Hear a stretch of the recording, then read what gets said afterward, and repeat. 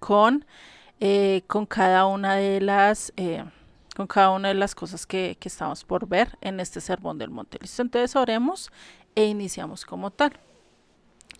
Señor y Padre, te damos gracias, gracias Padre Celestial por tu palabra, por tu bendición, por este día tan espectacular que nos diste hoy, que sabemos que tus promesas tienen su cumplimiento, que cada palabra, que cada letra que tú escribiste en tus escrituras, Padre, sabemos que tú las vas a llegar a cumplir y que has cumplido varias de ellas, en que incluso estás cumpliendo en nuestras vidas, Padre.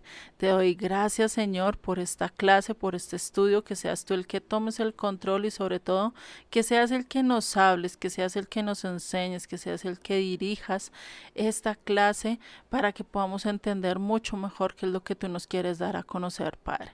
Te doy gracias en el nombre de Yeshua. Amén y amén. Bueno, familia. Entonces, pues la clase pasada, recordemos que estábamos hablando acerca del Sermón del Monte, de estos 3 capítulos tan importantes, ¿no? Y vimos las 3 características principales, bueno, no 3, varias características principales que hemos visto acerca de las actitudes del ser, ¿no? El ser pobre de espíritu, el ser humilde, el humillarse delante de Dios, ¿no? Que eso viene al momento de saber que estamos de bajeza espiritual y saber que en ese momento de quebrantarnos, de romper nuestro vaso, por así decirlo, ¿sí? Vamos a llorar y vamos a ser consolados, ¿no? Eso es lo que dice en este Sermón del Monte. Fuera de eso vimos otras características como tener un corazón limpio, como saber que tenemos que dar misericordia para poder recibir misericordia, el perdonar, ¿por qué? O si no, pues cómo va a vivir nuestro corazón y cómo va a estar limpio, ¿no? Esas cosas la vimos también la importancia del testimonio, ¿no? Y ahorita estamos viendo la importancia de la doctrina que tengo que tener, en qué debo basarla y en qué debe estar fundamentada, ¿sí? Y recordemos que estábamos viendo que la doctrina no es como la han dicho muchos a lo largo de la historia, que las palabras o que todo el Antiguo Testamento ya está desechado, no. Por eso acá cuando vemos esta doctrina, que es de Mateo 5 del 17 al 20, que es el que estamos viendo ahorita, que es donde habla la doctrina fundamental, vemos que dice Yeshua que no vino a cancelar, no vino a abrogar, sino vino a ¿qué? A cumplir, ¿cierto?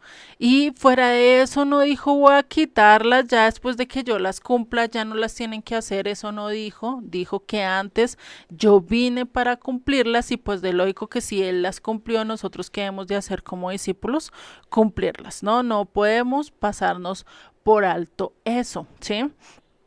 Y recordemos que todo eso que Yeshua practicaba, todo lo que Yeshua vivía, era todo lo que está escrito, tanto implícito como explícito, lo que dice las escrituras desde Génesis hasta Malaquías, ¿sí? Él cumplió varias de las profecías, las hemos visto a lo largo del estudio y vamos a ver también varias que él va a cumplir o que está cumpliendo hoy en día. Por eso la importancia de entender y escuchar todo esto, ¿sí? Que necesitamos conocer cuál es la doctrina. Y recordemos que el cumplir los mandatos, el cumplir la Torah, ¿sí? El hacer las obras de justicia que nos abra las escrituras, eso no nos da la salvación, ¿sí? Ese es algo que tenemos que entenderlo, ¿sí? Porque muchos dicen, no, pero es que ahora vamos a tener que guardar Torah, pero si no la cumplimos, pero si no esto, eso no te da la salvación.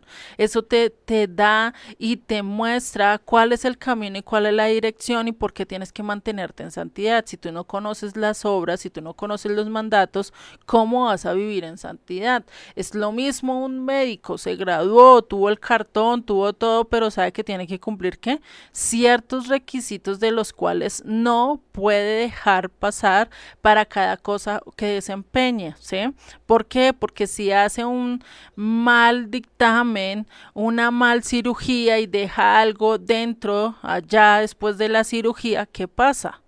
O sea, daña todo el proceso que hubo, por eso nosotros también tenemos que tener ciertos requerimientos y ciertos requisitos por los cuales no podemos fallar para tener una vida en santidad.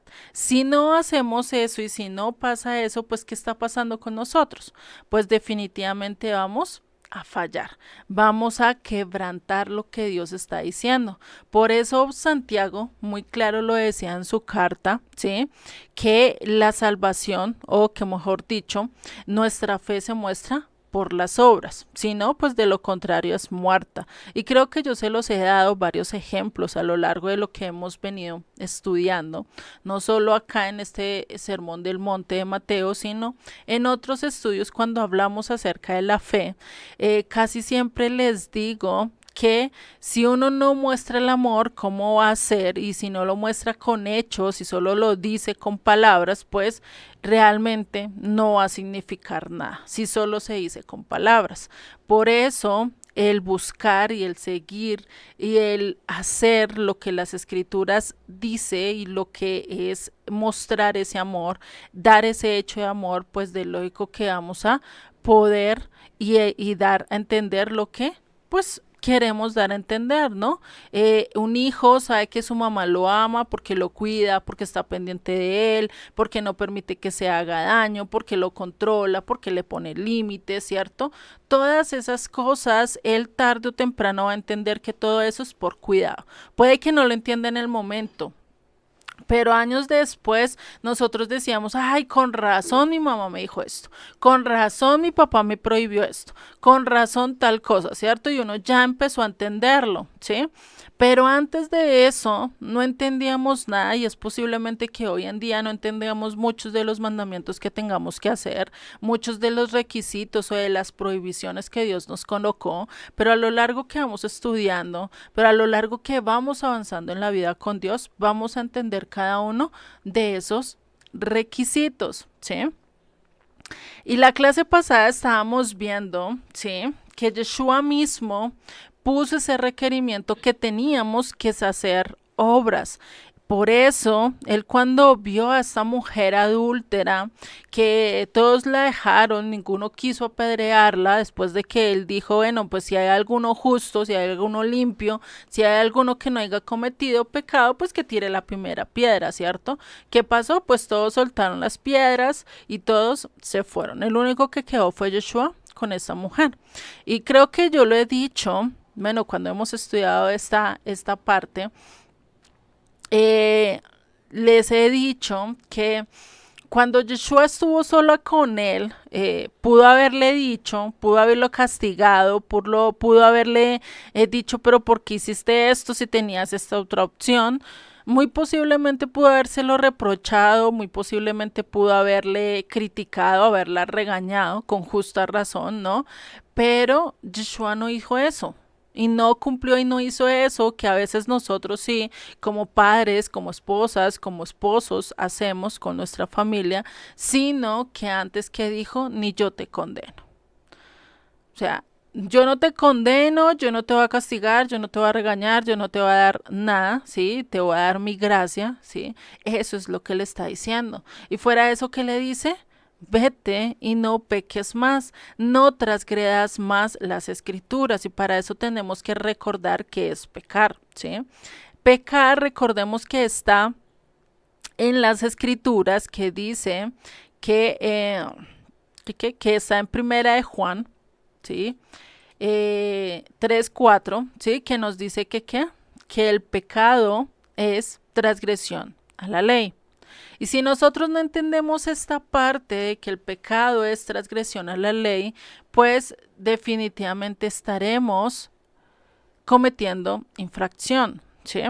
Y pensar que el pecado es no tirarle al blanco, es no atinarle allá a donde teníamos que darle, sino que preciso se nos desvió las flechas, pues parece muy ambiguo, pero parece que no tuviera mucho fundamento, no supiéramos, yo siempre entendía pecado y uno decía, pero pecado, ¿cómo así que no tirarle al blanco? O sea, yo tengo que conocer cuál es el blanco para yo poderle tirar, pero si yo no conozco los mandamientos, ¿cómo yo voy a llegar a ese blanco? ¿Cierto? Lo mismo pasa acá y lo mismo estamos viendo acá y ya Juan nos da una definición de pecado mucho más aterrizada, mucho más centrada y que no podemos cuestionar. O sea, ahí sí como dicen por ahí ya no necesitaríamos ni siquiera plastilina porque está muy clara, ¿sí? Dice, todo aquel que comete pecado infringe también la ley, pues el pecado es infracción ¿de qué? De la ley, ¿sí? Si nosotros lo miramos desde el griego, ¿sí?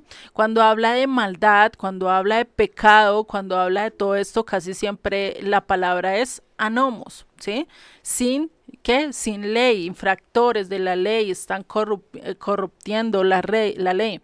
Lo mismo que haríamos nosotros hoy en día si nos pasamos un semáforo, si vamos y golpeamos a un oficial, si vamos y vendemos droga, todo eso es que infracción de la ley de cada país, ¿sí? Cada país tiene sus reglamentos diferentes, pero casi los lineamientos, casi en la mayoría de las cosas son iguales. No se puede robar, no se puede, no sé, matar, ¿sí? Que ya sería como el mayor.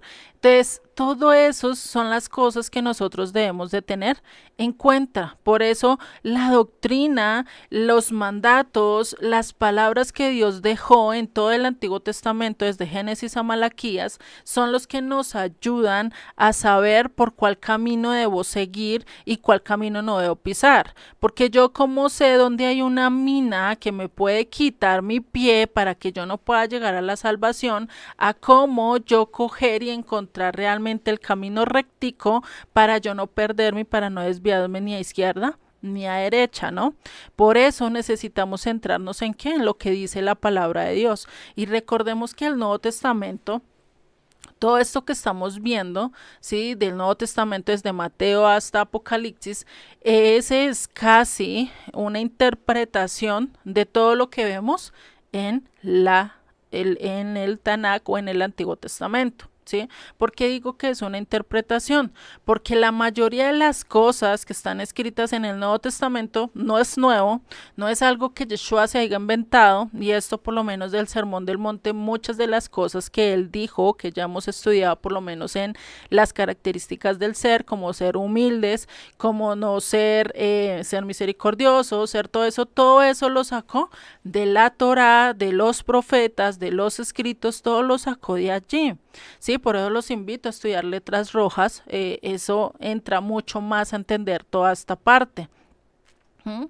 Porque todo esto Yeshua no lo sacó de la manga.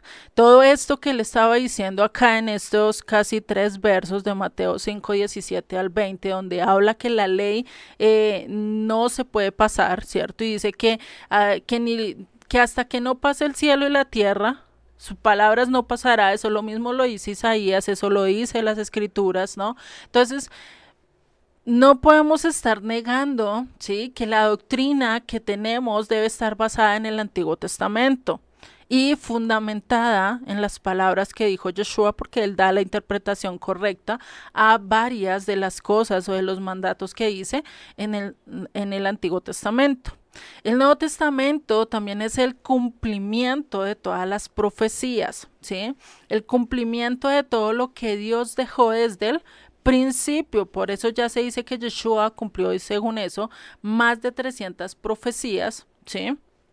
Aunque muy posiblemente más, otros dicen que 700, la verdad yo no las he contado, y cuando las cuente muy posiblemente se los digo, yo no se los puedo afirmar, ¿sí? Hasta yo no verificarlo, yo no les afirmo nada, Pero eso es algo que vemos y si nosotros por lo menos cuando estudiamos Zacarías vimos muchos de los cumplimientos que hizo Yeshua, muchas de las cosas que se vinieron cumpliendo y eso es la parte que tenemos que tener, ¿no?